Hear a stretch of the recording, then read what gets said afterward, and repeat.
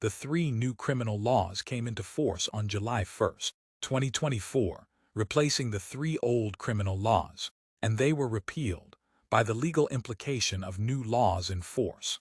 The criminal justice system has had its own share of challenges, with questions over infrastructure, laws being punishment-centric, overstretched trials, pendency, gaps and elongated investigations, overcrowded prisons with under-trial prisoners. The old laws were very much in need of changes to match up to the new age requirements, technological advancements, and to fill in the identified gaps. Hence, the new laws brought in an entire overhaul. Bharatiya Nyaya Sanhita, 2023 BNS, Bharatiya Nagaric Suraksha Sanhita, BNSS, and Bharatiya Sakshya Adhiniyam, BSA, displaced the existing Indian Penal Code, IPC, the Criminal Procedure Code, CRPC, and the Indian Evidence Act, respectively, and brought in the new criminal law legislations in its place. The blog ahead discusses the features and the important provisions of the three new laws. Bharatiya Nyaya Sanhita, 2023, replaces and dislodges the age-old Indian Penal Code, 1860. The Bharatiya Nyaya Sanhita, 2023, replaced the Indian Penal Code that was drafted by the First Law Commission, chaired by Thomas Babington Macaulay. Some of the crucial features and elements of the BNS are discussed below. Community. Section 4 of the Bharatiya Nyaya Sanhita provides for 6 types of punishments, that is, death penalty, life imprisonment, that is, rest of the convict's life, rigorous or simple imprisonment, nature of punishment for certain period, forfeiture of property, fine, and community service. Community service has been added as the new type of punishment. This punishment intends to work towards reformation and restorative justice for a convict of minor offenses. Some of the offenses providing this as punishments are non-appearance in response to a proclamation, theft by first-time convict, where the value of the stolen property is less than 5,000 rupees, and returns or restores the value of property, misconduct in public by a drunken person, erasure of specific terms. Bharatiya Nyaya Sanhita has changed or displaced references to few of the legal terms in its provisions for better references or legal implications. The connotation or wordmeaner in the provisions of the Indian Penal Code has been replaced with "shall" at all the relevant places in the BNS, as the Indian Majority Act provides for minor being a person under 18 years of age and hence identical to what is termed a child. In the law, mob lynching has been a rising concern. BNS has considered it with specific relevant provisions. Section 103(2). The provision covers the crime of mob lynching by a certain number of people, i.e. 5 or more. It punishes for murder committed by a group of 5 or more people, while acting in concert together, on the grounds of race, caste or community, sex, place of birth, language, personal belief, or any other similar ground. Section 117(4). Voluntarily causing grievous hurt when a group of 5 or more persons acting in concert voluntarily causes grievous hurt to a person on the ground of his race, caste or community, sex, place of birth, language, personal belief, or any other similar ground. Each member of such group shall be guilty of the offense of causing grievous hurt, and shall be punished with imprisonment of either description for a term which may extend to 7 years, and shall also be liable to fine. Crime against the Bharatiya Nyaya Sanhita, BNS, categorically provides for distinct and specific chapter, pertinently covering crimes against women and children, that is Chapter 5, Section 63 to Section 99. The provisions dealing with this category of offense under Sanhita include sexual offenses, criminal force assault, offenses related to marriage, and others. There have been views reflecting concern that this draws a parallel between the status of children and women in terms of vulnerability, dependency, or the need of protection in the societal setup. However, this also highlights that BNS identifies both of them as special categories, which indeed need specific attention and categorized provisions to deal with rising crime against them, which cannot be overlooked as a fact.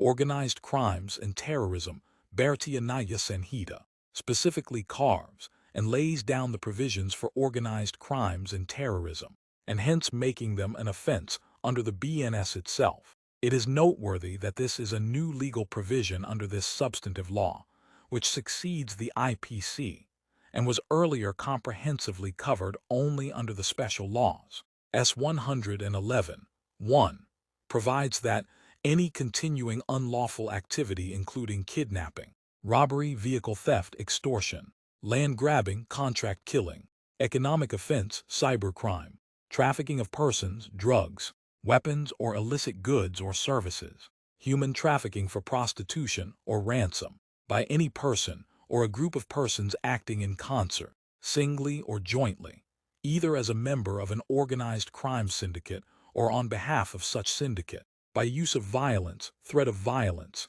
intimidation, coercion, or by any other unlawful means to obtain direct or indirect material benefit including a financial benefit, shall constitute organized crime.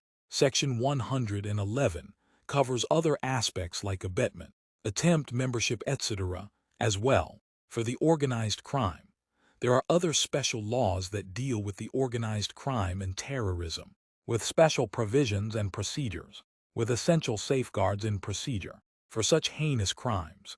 These provisions in BNS, which is a general criminal law, now overlap and cut across other specific laws.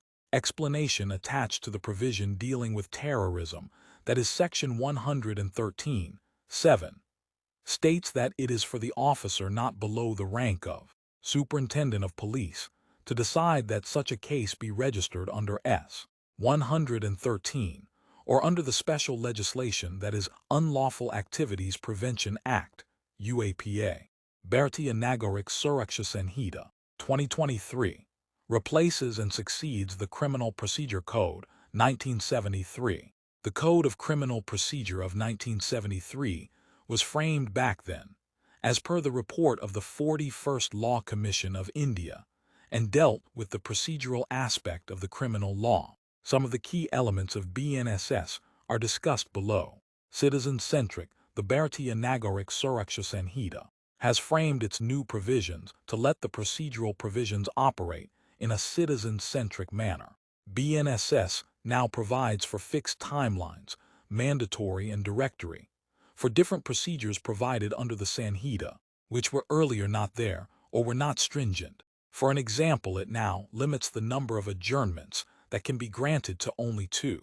The law builds itself towards good governance, in effect via a time-bound and accessible procedure, uniformity in court structure and posts. The BNSS has sewed in a thread of uniformity by deleting certain classes of judges and posts. The designation of Metropolitan Magistrate and Assistant Session Judge has been abolished from the Sanhita, and hence it brings consistency and harmony in the structure of designated posts in the courts across the entire country.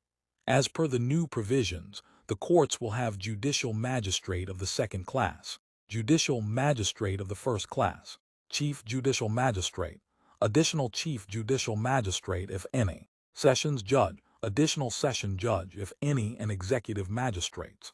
The medical advancements, the new procedural law, has caught up with the leap of technology, which has taken place from the time when the old criminal laws were in operation.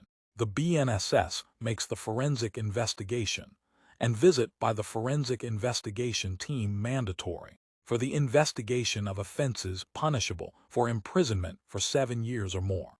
The digital age, the world has transcended into great technological advancements and a digital era. The BNSS has duly taken cognizance of the paradigm shift and innovations, and has accordingly altered and added relevant provisions. Illustratively, summons can be now served electronically, and hence reducing the procedural timeline and the voluminous paperwork. The provisions endorse and aid the use of electronic communication modes and digital means for various criminal law procedures. For example, accused person may be examined via electronic means. Bharatiya Sakshya Adhiniyam 2023 replaced the Indian Evidence Act 1872. Bharatiya Sakshya Adhiniyam replaced the Indian Evidence Act, which was drafted by James Fitzjames Stephen back in the year 1872.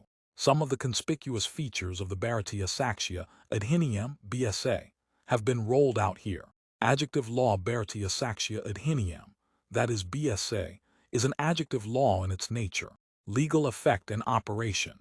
The statement of objective of the BSA specifically mentions that the Adhiniyam, that is law of evidence, is neither a procedural nor a substantive law, and instead falls under the category of an adjective law that defines the pleadings and methodology by which the substantive or the procedural law are operationalized.